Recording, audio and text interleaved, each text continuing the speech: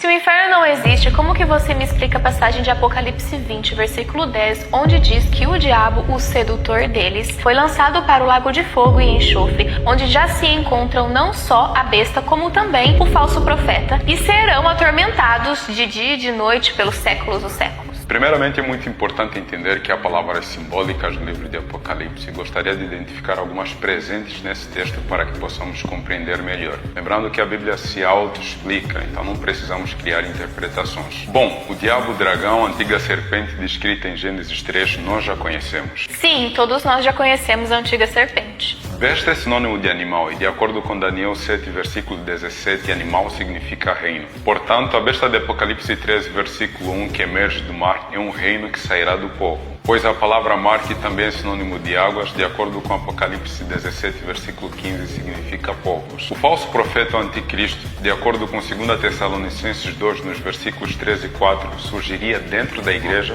vai se opor a tudo que se chama Deus ou é objeto de culto. Ainda de acordo com 1 João 4, nos versículos 1 a 3, onde eu gostaria apenas de destacar o versículo 3, que diz que todo espírito que não confessa Jesus não procede de Deus. Pelo contrário, esse é o espírito do anticristo, a respeito do qual tendes ouvido que vem e presentemente já está no mundo. Ok, entendi bastante coisa, mas isso não prova que o inferno não existe. Eu já mencionei isso antes, mas é sempre bom ressaltar. Em Apocalipse 20, versículo 14, diz que a morte e o inferno foram lançados no lago de fogo. Se o inferno fosse um local onde Deus vai punir as pessoas com fogo eternamente, esse texto não faria sentido algum. Porque o lago de fogo é para acabar com o mal de uma vez por todas. Por isso Apocalipse 21 começa dizendo: vi novo céu e nova terra, pois o primeiro céu e a primeira terra passaram e o mar já não mais existe. Então que inferno é esse que a Bíblia se refere em Apocalipse 20, 14? A Bíblia se refere à sepultura, por isso no versículo 13 de Apocalipse 20 diz que o mar deu os mortos que nele estavam, a morte e o além entregaram os mortos que neles havia.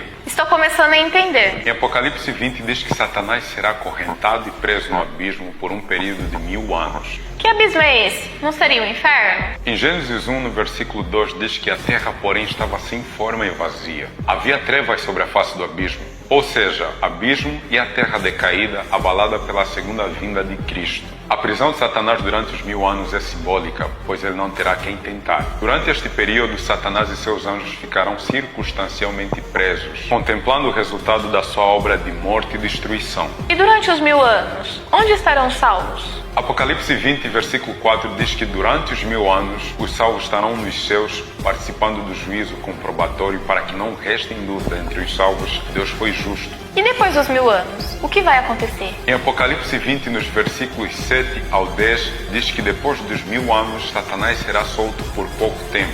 O que implica dizer que os ímpios vão ressuscitar. Exatamente. Com isso, Satanás vai ter novamente a quem tentar. Por isso, ele sairá seduzindo todas as nações para a peleja, para atacarem a cidade santa, de Apocalipse 21, 10 a 27. No final do versículo 9 de Apocalipse 20, diz que e desceu fogo do céu e os consumiu.